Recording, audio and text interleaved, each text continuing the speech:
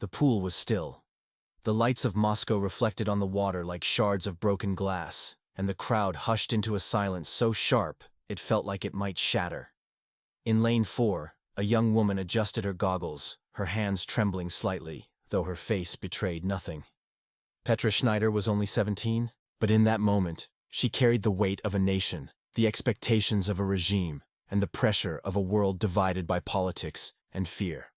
She inhaled deeply, the smell of chlorine filling her lungs, and when the starter raised the pistol, time seemed to hold its breath.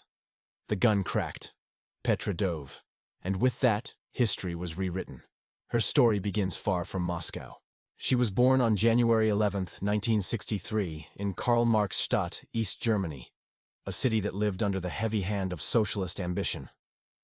Children were not just raised there, they were sculpted, screened, molded into instruments of the state's vision. Petra was one of those children. Thin, energetic, her movements precise even as a child. She was noticed quickly by scouts who searched classrooms and playgrounds for raw potential. In East Germany, talent did not hide. It was extracted. By the time she was a teenager, Petra was already swimming under the banner of SC Karl-Marx-Stadt, training under Eberhard Mothus. The sessions were brutal. Hours upon hours of repetition, lung-burning sets, and the cold, impersonal encouragement of coaches who measured success in seconds shaved from the clock. But Petra loved the water. It was the one place where she felt free, where her body moved in harmony with something larger than herself. In the pool, the world's noise was muted. Only rhythm, breath, and the heartbeat of water surrounded her. Her specialty became the individual medley. Butterfly, backstroke, breaststroke, freestyle. 4 styles, 1 race, demanding everything an athlete had. To master it meant mastering not just the body, but the mind, to switch rhythm and technique with precision, under the crushing fatigue of competition. In 1978, at just 15, she stepped onto the world stage. The World Championships in West Berlin were charged with political undertones, East versus West, system versus system. Petra, wide-eyed but determined, swam her way to a bronze medal in the 400-meter individual medley. It was not gold, not yet, but it was a spark. She had tasted the world's competition. She had seen Tracy Calkins of the United States, her destined rival, and knew the journey ahead would be carved stroke by stroke. That bronze medal became the fire in her chest. Every morning when her alarm pulled her from sleep in the cold East German dawn, she thought of it. Every set, every drill, every ache in her muscles carried her closer to a vision of something greater. By 1979, Europe could no longer ignore her. She broke records, set new standards, and her name began circulating among swimming's elite. She was not just a prodigy, she was becoming the face of East German dominance in the pool. But for Petra, medals were not enough. There was always the next race, the next chance to push deeper into the limits of human endurance. And all of it was building toward Moscow, 1980. The Olympics that year were unlike any before.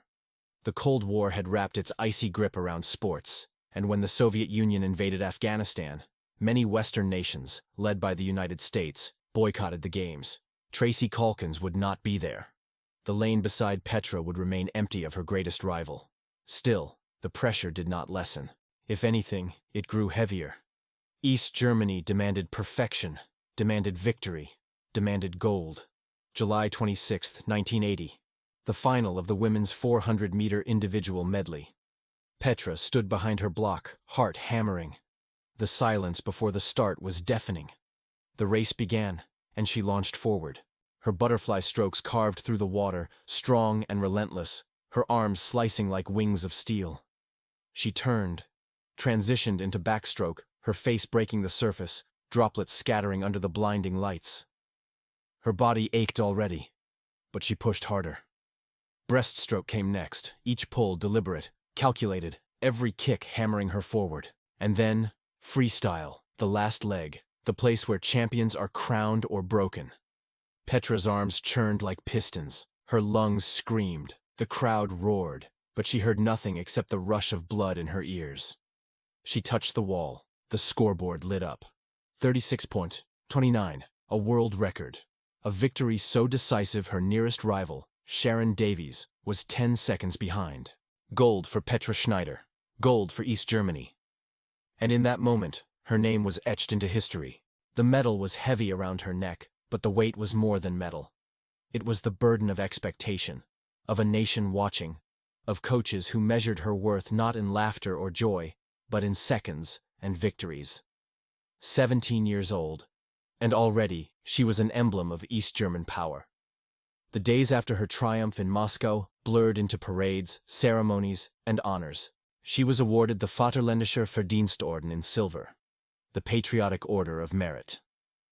In the official photographs, Petra smiled politely, her hair neat, her posture perfect. But inside, she was still just a teenager. She longed for quiet evenings, for the simple joy of being young, for days without the stopwatch dictating her every breath. Those days, however, would not come.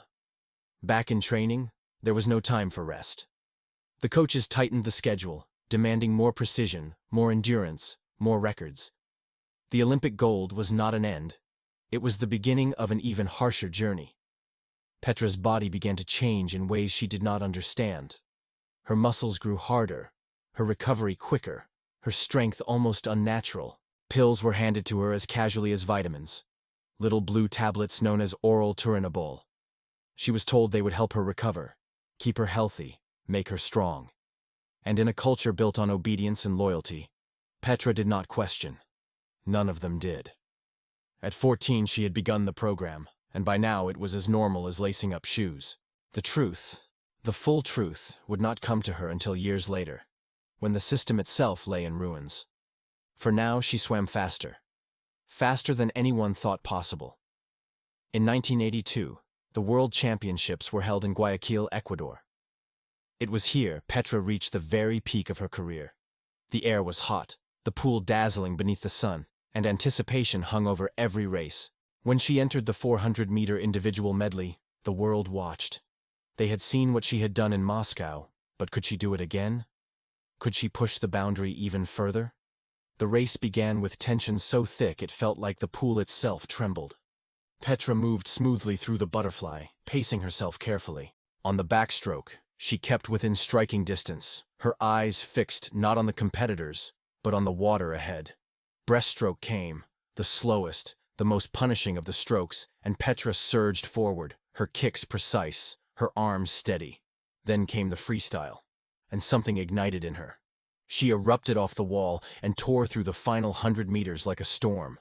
Each arm pull was a strike of lightning, each breath a gasp of fire.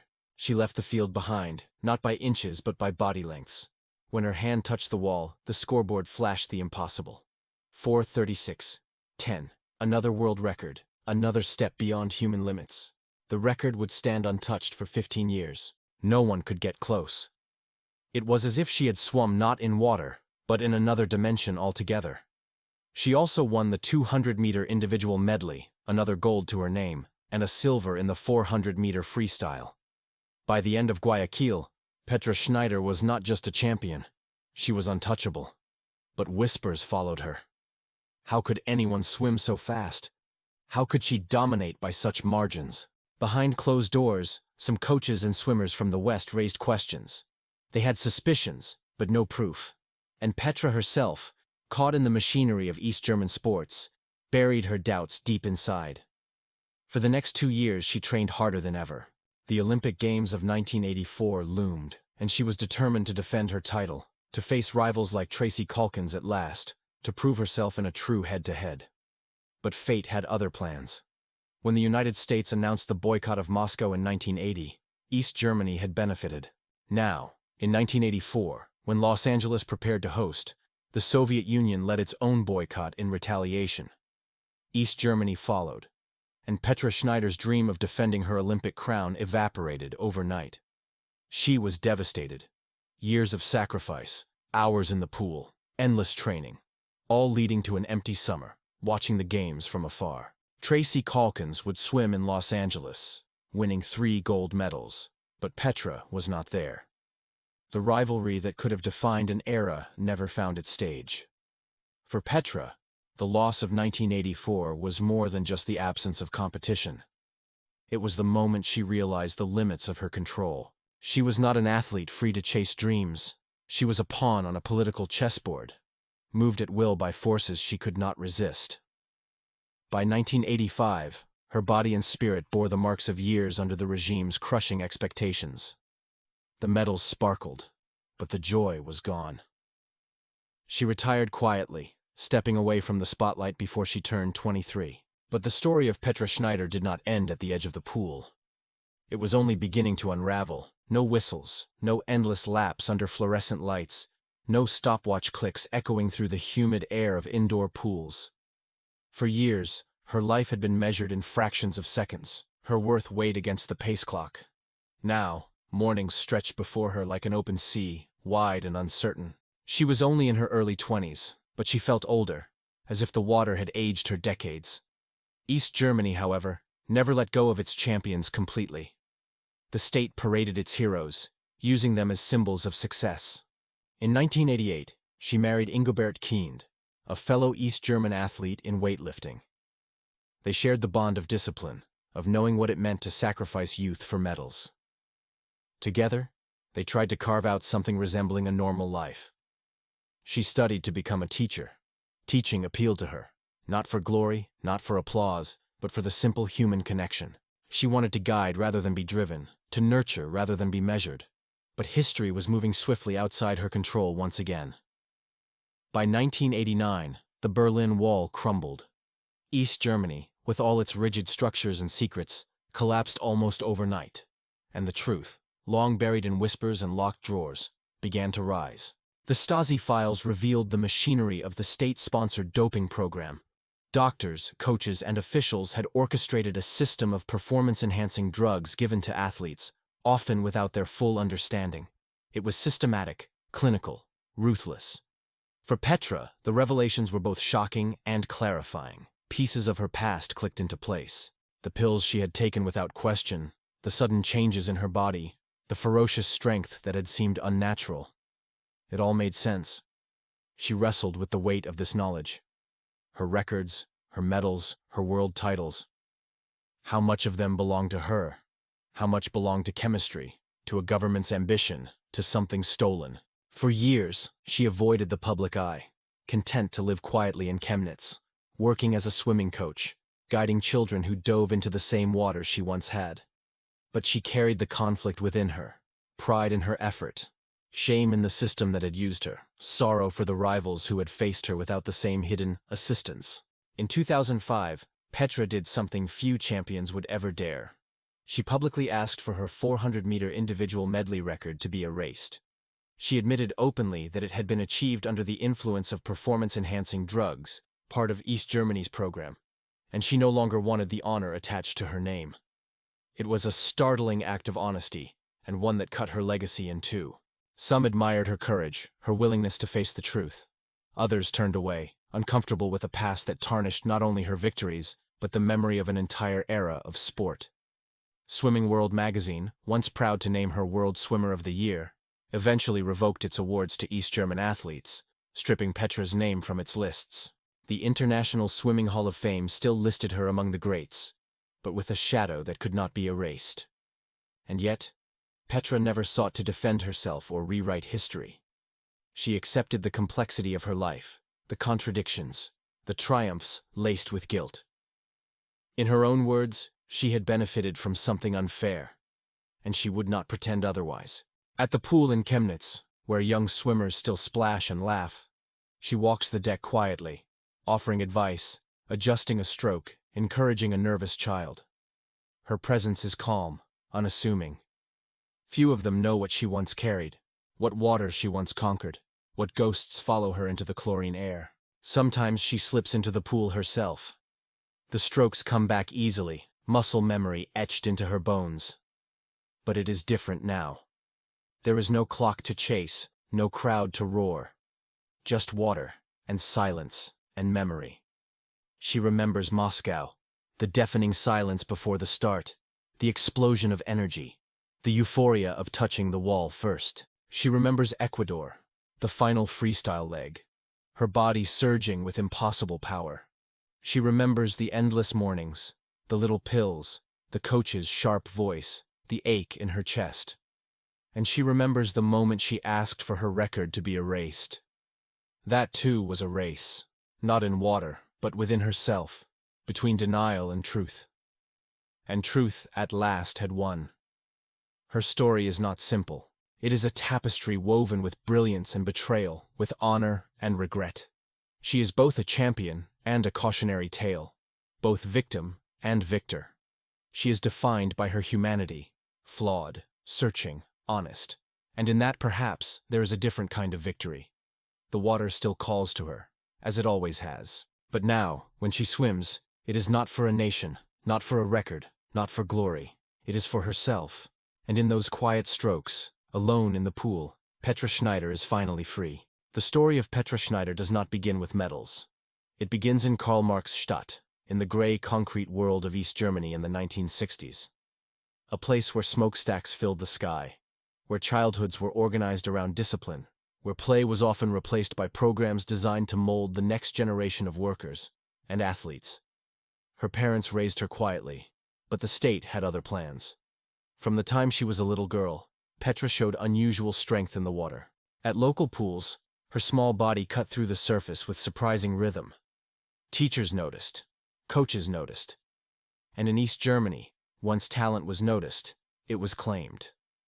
By the age of 9, Petra was already training with structured swimming groups. What should have been carefree afternoons of play became regimented hours of drills, laps, and evaluations. The state's talent scouts came often, clipboards in hand, recording times, analyzing form, projecting futures. For Petra, it was both a blessing and a burden. She loved the water, yes, but the water also became a cage. Wake before dawn, a simple breakfast, then hours at the pool. School came in between sessions, but academics were secondary. Swimming was the priority. Afternoons brought dry land training, weights, circuits, and stretching that left her muscles trembling. By her teens, she was training 6 hours a day. Her coach, Eberhard Muthus, drove her with a mixture of stern authority and sharp precision. To him, Petra was not simply a girl. She was a project, a potential weapon in the state's campaign for international prestige. The atmosphere was heavy with secrecy. Whispers among teammates about pills and injections, about support from the doctors. At 14, Petra received her own small tablets, told they were vitamins. She swallowed them obediently, the taste chalky on her tongue, never imagining they would one day haunt her legacy. Muscles hardened, her times dropped, her endurance seemed endless. Every meet brought faster results, every clock a reason for officials to smile. She was pulled deeper into the system, lifted higher by victories, and bound tighter by unseen chains. Outside the pool, East Germany presented itself as orderly and triumphant. Marching bands in parades, flags fluttering, leaders promising progress. But behind the facade was constant surveillance, the Stasi watching, listening, ensuring obedience. Athletes like Petra lived under that shadow, never free to speak their doubts aloud. And yet, within her, a teenage girl still dreamed. She wanted to laugh with friends, to feel the freedom of youth. But time after time, she returned to the water, because the water was the one place she felt both trapped and alive. When Moscow came in 1980, it was more than an Olympic Games. It was the stage on which East Germany would prove itself to the world. And Petra, barely 17, stood at the center of that stage. Her gold medal, her world record, they were celebrated across her homeland. Children in classrooms were told her name. Posters carried her image. She was the embodiment of East German strength, even if she herself had no choice in that role. The years that followed pushed her harder. 1982. In Ecuador was the pinnacle, but also the moment when whispers grew louder. 10 seconds ahead of her rivals? How could that be? Even Sharon Davies, beaten by her in Moscow, later recalled the bewilderment of racing against someone whose strength seemed beyond natural. Petra smiled politely in photographs, raised her hand in victory, accepted her awards. But inside, she was beginning to feel the cracks. Her body, though strong, bore the toll of endless training and hidden chemistry. Her spirit, though disciplined, longed for escape. The boycott of 1984 crushed her hopes of true competition. She had wanted to face Calkins, to test herself honestly, to see who was truly the best in the world. Instead, politics took the lanes away. The race never happened. After that, the fire dimmed. She continued for a while, but by 1985, she let it go. Her retirement was quiet, almost unnoticed outside the Iron Curtain. A girl who had once broken records now slipped into ordinary life. But ordinary life was not truly ordinary. She carried with her the memories of training, the discipline etched into her bones, the strange sense of both pride and unease. She married Ingobert Kind, seeking stability, a partner who understood what it meant to sacrifice youth for the state. She studied, became a teacher, found joy in guiding children not through pools but through lessons. Later, she returned to swimming, but this time as a coach in Chemnitz, the city of her birth. There, she stood not as the stern commander her coaches had been, but as a gentle mentor, offering encouragement instead of commands. Then came 1989, and the wall fell.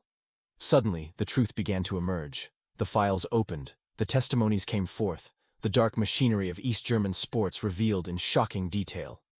Petra read the reports with a heavy heart. She saw her own story in every page, the pills, the secrecy, the manipulation. She realized she had been both a victor and a victim, both celebrated and deceived. For years, she carried this knowledge quietly, unwilling to speak too loudly. But time gave her courage, and in 2005, she made her declaration. She wanted her records erased. She admitted openly, her greatest triumphs had not been fair. The world reacted with mixed voices. Some applauded her honesty, calling her brave for acknowledging what many would deny. Others dismissed her, saying the damage had been done, the medals already engraved in history. But Petra did not seek approval. She sought peace. Peace came slowly, through teaching, through coaching, through the small joys of daily life. She found meaning not in records, but in seeing a child learn to float, in watching a nervous swimmer complete a first lap without stopping. Those small victories carried a purity the medals never had. And sometimes, late in the evening, she would slip into the pool herself. The water embraced her as it always had. Her strokes were slower now, softer, but they carried something her younger self never knew. Freedom. Freedom from politics, freedom from expectations, freedom from the stopwatch. Every ripple was her own, unmeasured, unjudged, untainted. Petra Schneider's story is not simple, not neat. It is the story of brilliance born in a broken system, of a girl who swam faster than anyone before her, of a woman who later carried the weight of knowing why. It is a story of triumph and regret, of honesty and redemption. And perhaps that is what makes it lasting. Because greatness is not found in perfection. It is found in the courage to face imperfection, to accept the truth, and to live beyond it. Today her name still lingers in record books, though often with an asterisk, a shadow. But in the quiet lanes of Chemnitz, her true legacy lives, not in numbers, not in gold, but in the lessons passed to children who swim simply because they love the water. And in that, Petra Schneider is whole. Her strokes, her story, her silence. The pool reflects her face, older now, wiser, lined with both sorrow and peace. The girl who once swam under the weight of a nation now swims under no weight at all. The water holds her gently, forgiving everything. And she lets herself drift, finally free. And so, the story of Petra Schneider drifts to its close. A story of triumph, shadow, and truth, carried on the currents of history and memory. Her life reminds us that greatness is never simple, and that sometimes the bravest victory is honesty itself. If you've journeyed with us through these waters, we invite you to stay connected. Like this video if Petra's story moved you, share it with others who love the history of sport, and subscribe for more stories that bring the past to life in all its complexity and humanity. Thank you for listening, and until next time, keep seeking the truth beneath the surface.